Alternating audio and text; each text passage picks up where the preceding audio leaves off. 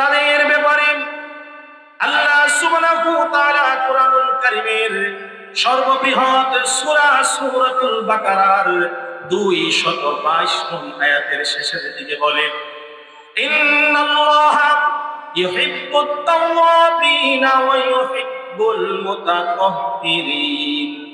ইন্নাল্লাহা নিশ্চয়ই আল্লাহ ইউহিব্বুত তাওয়াবিনা তাওবাকারীদেরকে ভালোবাসে। সুবহানাল্লাহ। তাওবাকারীদেরকে আল্লাহ ভালোবাসেন। কেমন ভালোবাসে ওই ব্যাপারে পেয়ারা নবী মায়ার নবী যে হাদিস খানা তিরমিজি বুখারী মুসলিম সহ অসংখ্য কিতাবে বর্ণিত, আল্লাহ তাআলা তাওবাকারীকে কেমন ভালোবাসেন। আল্লাহর হাবিব বলেন, ধরো একজন পথিক ওটের উপরে চড়ে মুসাফির অবস্থায় এক দেশ থেকে আরেক দেশে রওনা হলো। রাস্তার মাঝখানে যদি সে ঘুমন্ত অবস্থায় তার উট হারায়া ফেলে, তার সামান হারায়া ফেলে, ওই লোকটার মনে কেমন কষ্ট লাগবে, কেমন কষ্ট লাগবে। যেমন আগেরকার যুগে পায়ে হেঁটে হজ করতে যেত। আমাদের এই এলাকা থেকে অনেক মুরব্বীরা যারা ছিল পায়ে হেঁটে হজে যেত। যাতায়াত ব্যবস্থা উন্নত ছিল না। এখন পায়ে হেঁটে যাওয়ার জন্য কিছু খাবার নিত, চিরা, মুড়ি, খেজুর, গুড়, এগুলো নিয়ে আপনি রওনা হয়েছেন। রাস্তার মাঝখানে গিয়ে যদি এগুলো আপনি হারায় ফেলেন, টাকা পয়সা সব হারায় ফেলেন, তখন মনটা কেমন লাগবে। আল্লাহর হাবিব বলেন, ওই লোকটা যেমন ব্যথিত, অন্তরে যেমন ব্যথা, হায় হায় এখন আমি কি করব, না পারবো আমি বাড়িতে যেতে, না পারবো আমার গন্তব্য স্থানে পৌঁছে যেতে। রাস্তার মাঝখানে আমি আমার সম্পদ হারিয়ে ফেলেছি, আমার বাহন হারিয়ে ফেলেছি। এই চিন্তা করতে করতে লোকটা ঘুমিয়ে গেল। ঘুম থেকে ওঠার পরে সে দেখতে পেল তার বাহন এবং তার সামানা তার সামনে হাজির হয়ে আছে। সুবহানাল্লাহ। এখন লোকটা কেমন খুশি যে আমার সামানও পেলাম, বাহনও পেলাম, এবার আমি আমার লক্ষ্যস্থলে পৌঁছাইতে পারবো। আল্লাহর হাবিব বলেন, একজন ব্যক্তি যদি গুনাহ থেকে তওবা করে ভালো পথে ফিরে আসে, নামাজের দিকে ফিরে আসে, সৎ পথে ফিরে আসে, আল্লাহ সুবহানাহু ওয়া তাআলা ওই হারানো মাল ফিরে পাওয়ার ব্যক্তি যেমন খুশি হয়ে যায়, এর চেয়ে তো বেশি বেশি খুশি হয়ে যায় আমার আল্লাহ। সুবহানাল্লাহ। তাহলে তওবাকারীর ব্যক্তির কত দাম। এই তওবাকারী ব্যক্তির সম্বন্ধে আল্লাহ বলে, ইন্নাল্লাহা নিশ্চয়ই আমি আল্লাহ ইউহিব্বুত তাওয়াবিনা তওবাকারীদেরকে আমি ভালোবাসি, আমি পছন্দ করি যারা বেশি বেশি করে তওবা করে, ওয়া ইউহিব্বুল মুতাতাহহিরিন এবং যারা নিজেকে পবিত্র রাখে, সব সময় পবিত্র থাকার চেষ্টা করে। সুবহানাল্লাহ। এই পৃথিবীর মধ্যে যত প্রকার ধর্ম আছে, শত শত ধর্ম আছে, আমরা এক আল্লাহকে বিশ্বাস করি। তাওহীদের বাণী প্রচার করার জন্য পেয়ারা নবী মায়ার নবী রাহমাতাল লিল আলামিন নবী তিনি আগমন করেছেন।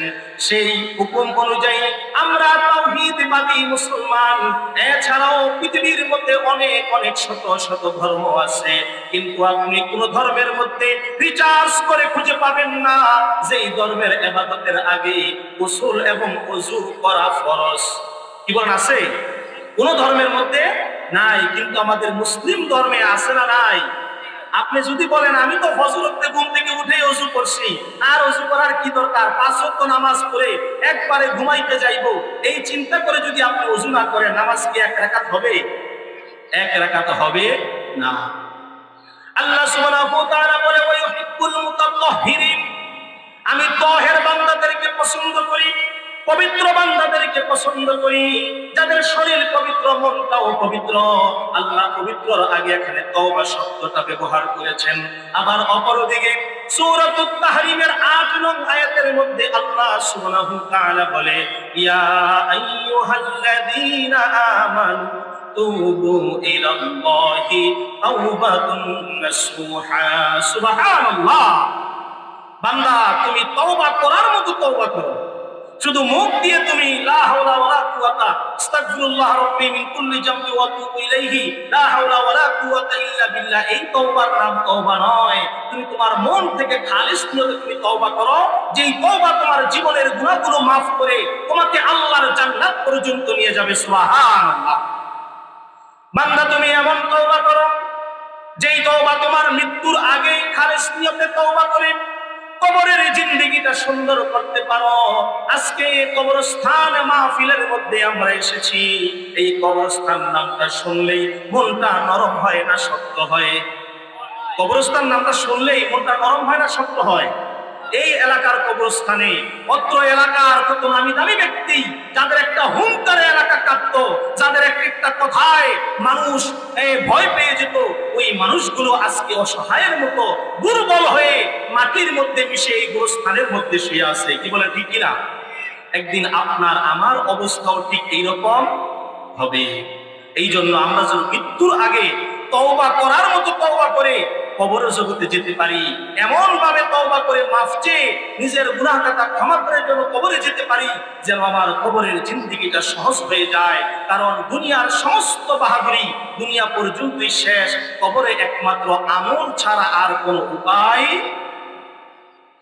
এই জন্য কবরের জিন্দেগির কথা স্মরণ করে মনটাকে নরম করে মাহফিলের মধ্যে আমরা চলে আসি। কারণ এইটা যেমন তেমন মাহফিল না, এইটা হলো কবরস্থানের পাশের মাহফিল। আর এই কবরস্থানে আপনি আমি চাই বা না চাই, এই কবরস্থানে আপনাকে আমাকে আসতে হবে। আপনি আমি কাফনের কাপড় পরতে চাই বা না চাই, আপনাকে আমাকে কাফনের কাপড় পরতে হবে। আপনি আমি বড়ই পাতার গরম জলে গোসল দিতে চাই বা না চাই, আপনাকে আমাকে ঠিকই গোসল দিয়া কাফনের কাপড় দিয়া প্যাকেট করে এই গোরস্থানের 3.5 হাত মাটি আপনার আমার জন্য বরাদ্দ করে রাখবে, ঠিক কিনা?